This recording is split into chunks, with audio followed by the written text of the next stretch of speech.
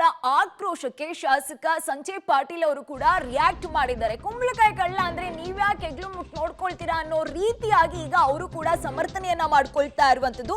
ಬೆಗ್ಗೆ ಹೊಸ ಭಾಷೆ ಬರೆದಂತಹ ಮಾಜಿ ಶಾಸಕ ಸಂಜಯ್ ಪಾಟೀಲ್ ಅವರು, ನಾನ್ ಮೊದಲು ಏನ್ ಮಾತನಾಡಿದೀನಿ ಅಂತ ನನಗೆ ಗೊತ್ತಾಗ್ತಾ ಇಲ್ಲ, ನಾನು ಮಾತಾಡಿದ್ರಲ್ಲಿ ಏನಿದೆ, ಎಲ್ಲಿ ಲಕ್ಷ್ಮೀ ಹೆಬ್ಬಾಳ್ಕರ್ ಅವರ ಹೆಸರಿದೆ ತೋರಿಸ್ಕೊಡ್ಲಿ ಅಂತ ಒಂದ್ ರೀತಿಯಾಗಿ ಸವಾಲ್ ಹಾಕಿದ್ದಾರೆ. ಅಕ್ಕಾಬಾಯಿ ಅಂದ್ರೆ ಅವರೇ ಅಂತ ನೀವ್ ಯಾಕೆ ತಿಳ್ಕೋತೀರಾ ಅಂತ ಲಕ್ಷ್ಮೀ ಹೆಬ್ಬಾಳ್ಕರ್ ಅವ್ರಿಗೆ ಪರೋಕ್ಷವಾಗಿ ಇವರು ಒಂದ್ ರೀತಿಯಾಗಿ ಹೇಳ್ತಾ ಇರುವಂತದ್ದು.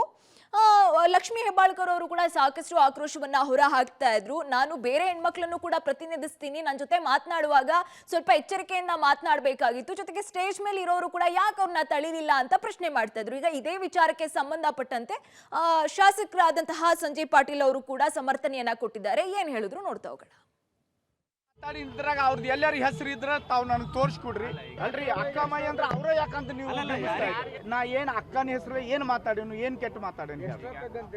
ಈಗ ಎಕ್ಸ್ಟ್ರಾ ಬೇಕಂದ್ರೆ ಸರಿ ಅಂತ ಯಾಕೆ ತಿಳ್ಕೊತಾ ಇದ್ರಿ ನೀವು? ಎನರ್ಜಿ ಡ್ರಿಂಕ್ ಇರ್ತತೋ ಇಲ್ಲೋ? ನಾ ಮಾತಾಡಿದ್ರಾಗ ಅವ್ರದ್ದು ಎಲ್ಲಾರ ಹೆಸರು ಇದ್ರ ತಾವ್ ನನಗೆ ತೋರಿಸ್ಕೊಡ್ರಿ. ಅಲ್ರಿ ಅಕ್ಕಮಾಯಿ ಅಂದ್ರೆ ಅವ್ರ ಯಾಕಂತ ನೀವು ನಾ ಏನ್ ಅಕ್ಕನ ಹೆಸರು ಏನ್ ಮಾತಾಡೇನು, ಏನ್ ಕೆಟ್ಟ ಮಾತಾಡೇನು? ಈಗ ಎಕ್ಸ್ಟ್ರಾ ಬೇಕಂದ್ರೆ ಸರಿ ಅಂತ ಯಾಕೆ ತಿಳ್ಕೊತಾ ಇದ್ರಿ ನೀವು? ಎನರ್ಜಿ ಡ್ರಿಂಕ್ ಇರ್ತತೋ ಇಲ್ಲೋ?